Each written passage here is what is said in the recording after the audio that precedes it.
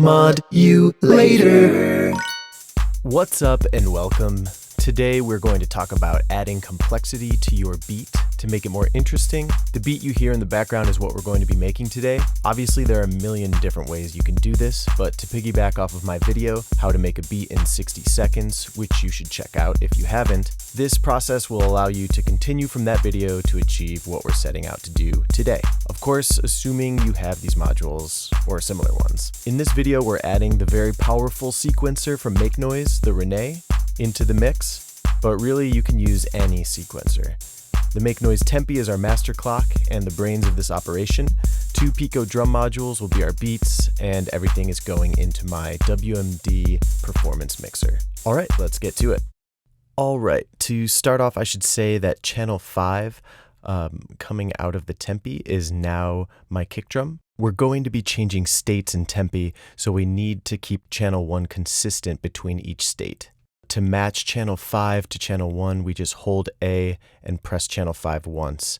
A functions as a clock divider, so by pressing it, it will divide by the number of times you press. So if we hold it and press it twice, it's now divided by 2, so it's half the beat of the clock, but if you press it once, now it's locked in because it's only dividing by 1. And we're just doing that because we're going to be changing around the kick in this scenario between different states. Tempi has this section with the encoder knob that allows you to switch between states. And a state is basically a snapshot of all the different tempos between channels 1 and 6. So right now we're in state 1 because the encoder is turned all the way to the left. And if we were to change it to state 2, we would turn the encoder until the screen flashes right there. And now we know we're in state 2. So while we're in state 1 though, we're actually going to copy this state. And we do that by pressing and holding A and B, and then pressing 4. That will copy the current state that you're in this case state 1, and then we're going to go to state 2 and paste it in. We do that by holding A and B again and pressing 5. Now state 1 has been copied into state 2. So we're actually going to go ahead and paste that into state 3 as well. So we'll do that again by pressing and holding A and B and pressing 5. So now states 1, 2, and 3 are identical. And again, our kick is coming out of channel 5, and channel 6 we're going to be using to trigger the Tempi to switch between states.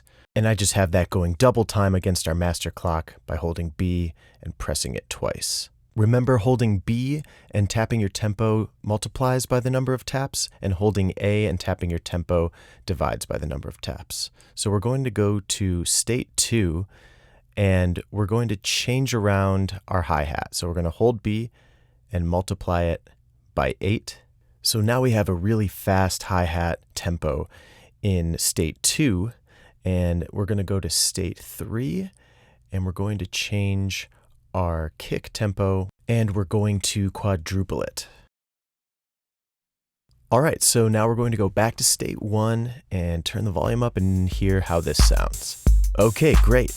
So now we're going to come out of channel 6, out of the Tempi, and we're going to go into our clock input on the X channel for Rene. And we're just gonna focus on the X channel for now. As you can see, it's running it. It's cycling through each encoder knob in our X channel. So we're going to set this up by moving the encoder knobs in any which direction. We are going to control our Tempi state with those encoder knobs. We're basically going to replace the state encoder with all of these different encoder positions when they fire on the sequencer. And by going to here's state 2, by going to state 3, we're going to tell it that state 3 is our limit. So when the sequencer lands on an encoder that's all the way to the right, it's going to tell the Tempi to switch to state 3.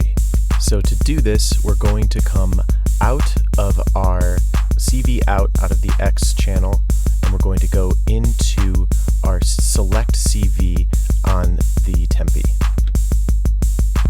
And you can hear it now already, it's jumping between states. Let's make sure it's on state 3.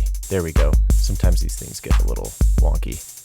So now we're using these different CV values to determine which state we're in the Tempi. And the cool thing about doing it this way is that we're locked in to our sequence of events here.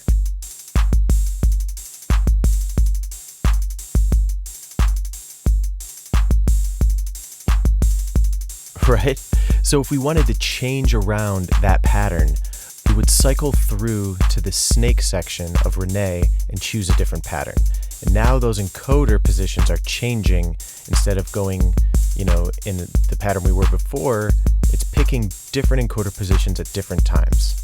We can switch it to a new one, or you could simply turn the CV knobs to a different position if you wanted. So if you're using a different sequencer, we're just simply changing our sequence. So a good way to think about how these encoder knobs are functioning, if I go to the access page and limit this to just one knob, the first third of this knob, because we're using 3 states, is going to be state 1. And as soon as we go into the second third quadrant, we're now into state 2. And if you were to pull it all the way to the right and to the last third, we're going to be in state 3.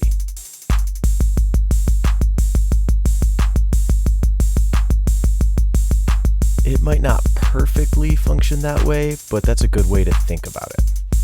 So if we bring these all back into the mix on our access page, and you can shorten these patterns, so you can shorten the sequence of how quickly we re-trigger that sequence.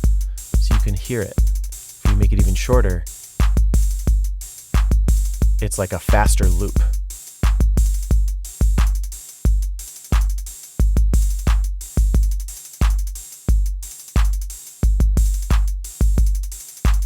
Another way to introduce complexity while using Tempi is by using the mute function.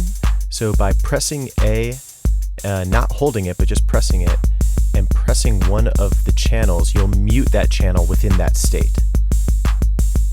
So I'm just going to quickly jump into mute mode, press it, and then jump out. So now track 2 is muted in one of our states, and it's going to stay muted in that state as we switch between states. So we can introduce new mutes in other states, and I'm just doing this on the fly, and that's kind of the great thing about this. You can do this live and introduce some complexity to your kick, to your hi-hats, to whatever, to just kind of switch things up a bit on the fly, and you can always bounce right back. Changing the snake pattern, introducing mutes. All fun stuff. Guys, thank you for watching. Like and subscribe if you liked this video. I'm going to be posting a lot more. This is my second video, so if you have any suggestions of new tips to explore, something that you might want to see that you don't know how to do, I'd love to help out, and we can do this together. Bye-bye. See you in the next one.